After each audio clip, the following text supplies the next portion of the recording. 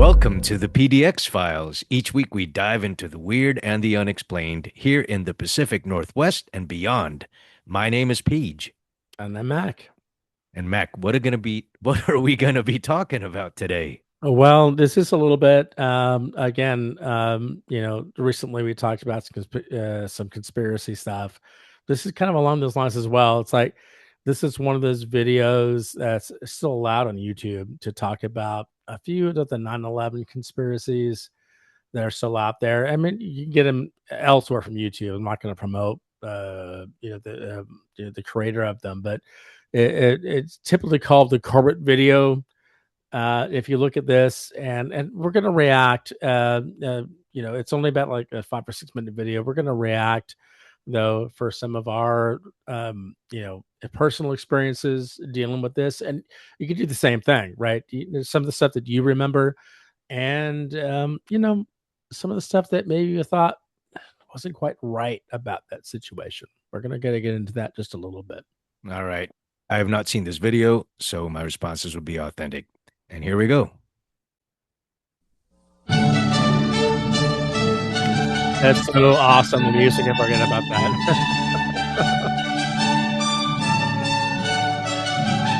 9/11 conspiracy theory. On the morning of September 11th, 2001, 19 men armed with box cutters directed by a man on dialysis in a cave fortress halfway around the world using a satellite phone and a laptop directed the most sophisticated penetration of the most heavily defended airspace in the world, overpowering the passengers and the military combat-trained pilots on 4 commercial aircraft before flying those planes wildly off course for over an hour without being molested by a single fighter interceptor.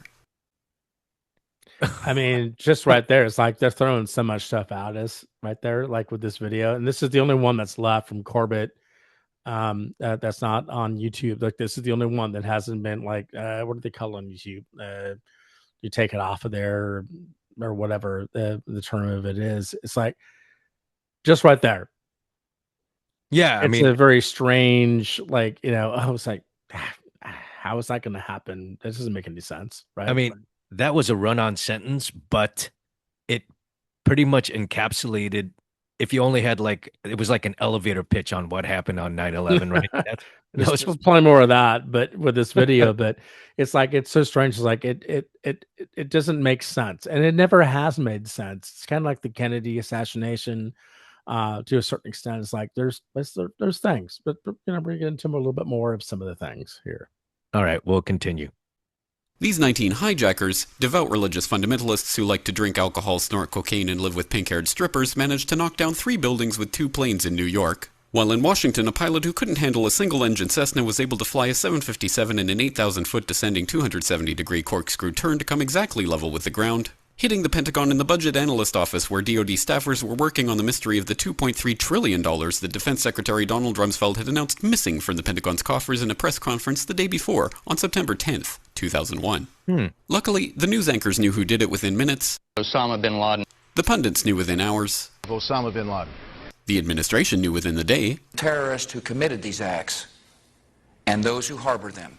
And the I mean, I remember that because we're old enough. We can remember that as well. It's like that was the immediate, and again, bin Laden had attacked, New York before, so it wasn't like it was shocking to us as that was like, oh yeah, I remember seeing it, and actually the first time I heard about the first attack was I was getting some coffee, and it was called Coffee People. I think it's still around. I don't know if it is, but in Portland, and I was getting a coffee, and it's like, hey, did you hear about the plane that hit the Twin Towers? Like, oh no, and it was like 6 in the. I swear it was like really early in the morning, and they were like, yeah, this thing happened. It's like, okay, I haven't heard about it yet. It hasn't been on the news. It must have just happened. And I was like, oh, it's probably the little tiny plane who like barely did anything to the Twin Towers. It was obviously some serious stuff, as we learned later on. But the thing that came out is I agree with this a little bit, and not the entire thing, but it was pretty clear that it was like bin Laden that had something to do with it. It was like very clear early on there was terrorists involved. Well, they wanted to attach blame straight away, of course. That's sort of understandable. And Yeah, yeah. ironically, I was also at a coffee shop when the whole thing played out very early in the morning, same as you. It was actually around maybe 5:30 or something like that in the morning. I was actually it's at the Starbucks, the former Starbucks on 6th Avenue and Washington Street in downtown Portland. Oh, I know that one. I know that one. You I know that know one that. because that was like just I know around the that one. corner from where I was working. Yeah. And same. I was in line. I was kind of, and they were saying, a plane hit the World Trade Center, and stupid me thinking there was a World Trade Center downtown Portland. The two-story, three-building, two-story edifice there on the waterfront.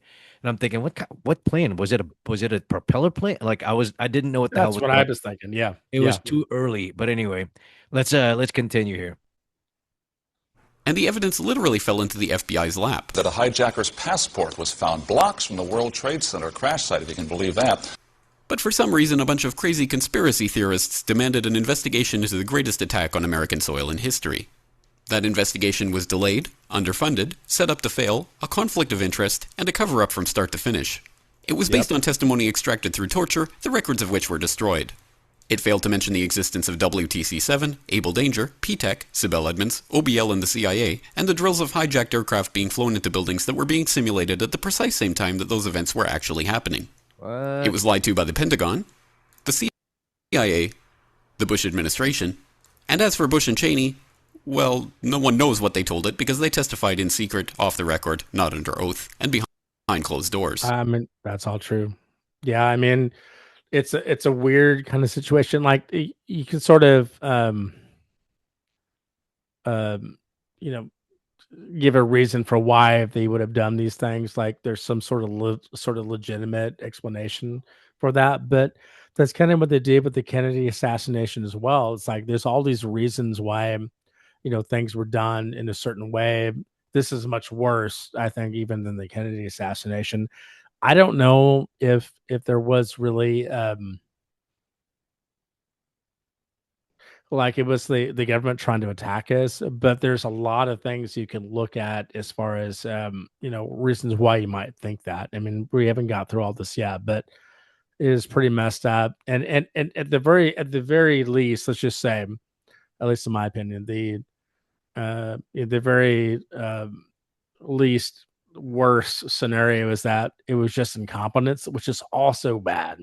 At least in my opinion, it's like I think they fucked this thing up from like the very beginning, and from the Clinton administration to the Bush administration. That is the thing that I believe probably the most. But I'm not opposed to some of the other stuff that they're talking about. There's a lot of things that you can put together. I know this is kind of a quick video that we're going through, but man, it is like uh, really bad the stuff that happened and was allowed to happen and did happen. Let's just say that. Got it. I mean, certainly being presented, the information being presented in summary form almost does make it look like it was as tragic as it was. The proceedings afterwards, in terms of finding out who did it, evidence to support it, were almost like they all came in with a neatly tied bow. It's So, so much similar to like I think it was the Warren Commission who talked about the JFK kind of thing. It's like they just like, oh yeah, this happened. There were some mistakes made, but it's not that big of a deal. And yeah, you should believe whatever the government tells you. It's kind of what it looks like to me. okay, I've got additional commentary, but let's go ahead and play the next part here. It didn't bother to look at who funded the attacks because that question is ultimately of little practical significance. Still, the 9/11 Commission did brilliantly answering all of the questions the public had, except most of the victims' family members' questions, and pinned blame on all the people responsible, although no one so much as lost their job, determining the attacks were failure of imagination. Because Nobody in our government, at least, and I don't think the prior government that could envision flying airplanes into buildings. except They the did. Pentagon, FEMA, NORAD, and the NRO. Hmm. The DIA destroyed 2.5 terabytes of data on Able Danger, but that's okay because it probably wasn't important. Yeah, so they said it earlier in the video as well, in terms of like simulating planes crashing into the buildings. I do see on the screen for those watching, for those listening on the podcast, they did show on the screen a broken up airplane in the middle of the Pentagon building there. So that's interesting. And to be honest, I remember hearing about this back then. It's like, yeah, we knew about there was a possibility of something like this, but we didn't have the. I remember the whole thing. It's like the lack of imagination was like that's bullshit. It's like you want to go over every the possible scenario that might happen if you're trying to protect people and trying to protect a certain building, you're trying to protect a certain leader. It's like that to me. What happened? The fact that you're saying that Osama and his crew just came up with that randomly. It's like, oh yeah, this is so amazing. Nobody else can think of this. Come on, that is so ridiculous just Yeah, on its face, you right? can just imagine Osama bin Laden sitting there going, "This is the best idea. This is the Oh, bestest idea ever." they'll never know. It's like, who would have thought, like a plane can crash into a building? Oh my God. We already do this kind of stuff. We do like suicide attacks. Like, who would expect a plane to do it? Now, I get it. It was a lot more complicated than that. Like, they had to have a cell here in the US and people to learn how to fly planes and to gain trust and be able to get the ability to do it. That was a genius part of it. But I mean, I refuse to, at least in my opinion, refuse to believe that the U.S. intelligence people couldn't have imagined that. All right, let's If we can imagine it, I'm sure they can imagine it. let's go ahead and continue here. The SEC destroyed their records on the investigation into the insider trading before the attacks, but that's okay because destroying the records of the largest investigation in SEC history is just part of routine record keeping. NIST has classified the data that they used for their model of WTC7's collapse, but that's okay because knowing how they made their model of the collapse would jeopardize public safety. The FBI has argued that all material related to their investigation of 9/11 should be kept secret from the public, but that's okay because the FBI probably has nothing to hide. This man never existed, nor is anything he had to say worthy of your attention, and if you say otherwise, you are a paranoid conspiracy theorist and deserve to be shunned by all of humanity. Likewise him, and her. And her, and her, and him. Okay, so Well, some of this video we gotta sort of clarify, but because I don't know who those people are, but again, the idea of some of the things that happened with the crash of some of those buildings, and I think that's what he was sort of referring to. The court was referring to, and again, we're gonna figure out who those people were, which we will. We'll put it in the description. It sort of like it could have debunked some of that, or maybe were responsible for monitoring some of that stuff. Man, it's such a weird situation. We should also point out to those listening on the podcast that the narrator is being sarcastic with his some of his points. Some of it, And yes, yeah, some of his points, and the images on the screen show that, prove the sarcasm there. But it's kind of sounding super simple. I mean, especially with those folks who are shown on the screen, and if they were silenced, kind of sounds similar to what we talked about last week. Yeah. Yeah. I mean, it's like weird patterns of things that sort of happen that the government, that's the thing. It's like, for like you and me, they don't want to kill us, we're good. I think we're good. But we're just sort of reporting on things that are just strange and people ought to think about. And we could probably find some other ones. Maybe we will of some other similar situations. I guarantee that we will. Not for any kind of reason to get anybody in trouble. We're just like trying to show things that are happening. But yeah, it is weird.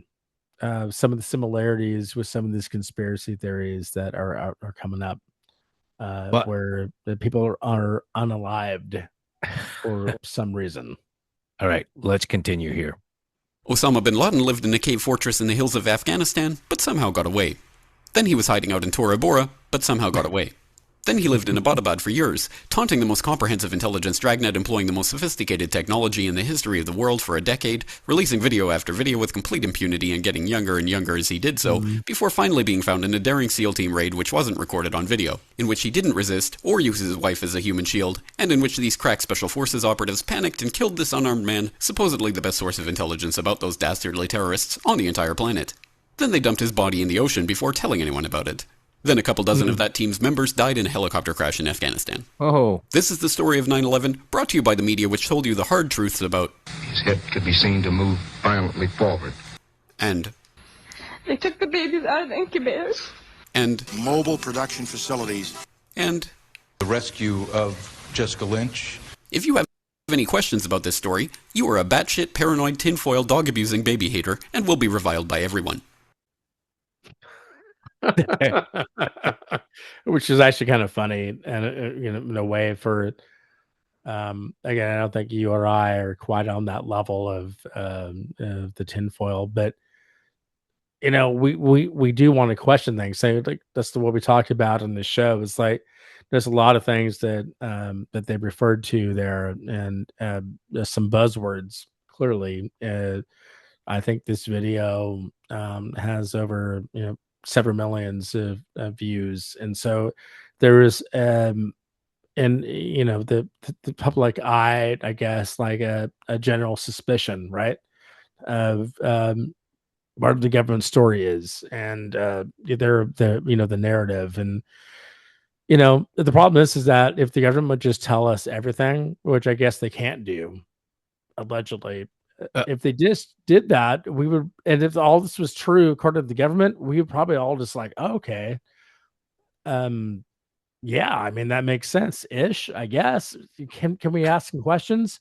And that's the thing, is like we're not able to ask the questions, and there's such a lack of transparency on behalf of the government that allows, and I don't know if that's like, is it a psyops kind of deal? Is it, this is what they want us to feel like this? I don't think so. I think they have to hide some things, and hope that we're not going to ever be powerful enough to kind of find out. I mean, at least it's my opinion anyway. yeah, I think it went well. Thousands and thousands of years of human evolution have proven as to why there's lack of transparency. Yeah. Honestly, because Yeah. they can run with it however they run with it.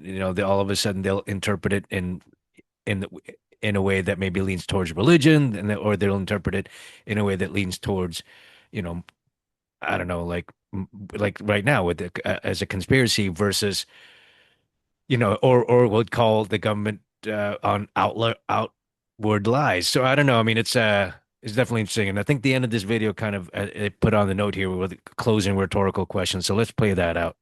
Yeah. If you love your country and or freedom, happiness, rainbows, rock and roll, puppy dogs, apple pie, and your grandma, you will never ever express doubts about any part of this story to anyone. Ever. This has been a public service announcement by the Friends of the FBI, CIA, NSA, DIA, SEC, MSM, White House, NIST, and the 9/11 Commission.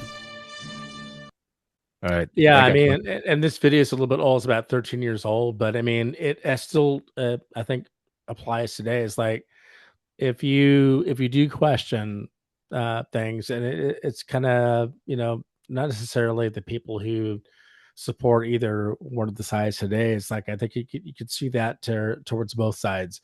It's like, if you're questioning that authority, there's this extreme pushback. It's like you're just some sort of nutcase. And I think the thing that I took away from this particular video, and it's sort of in general that we should do, and hopefully the people who watch this do as well, is like, have some critical thinking. Is like, is it correct? Is it what we just said, or did we just that video we just sort of shared with you? Is that real? Maybe not. Maybe that's all total bullshit. But think about it and dissect it.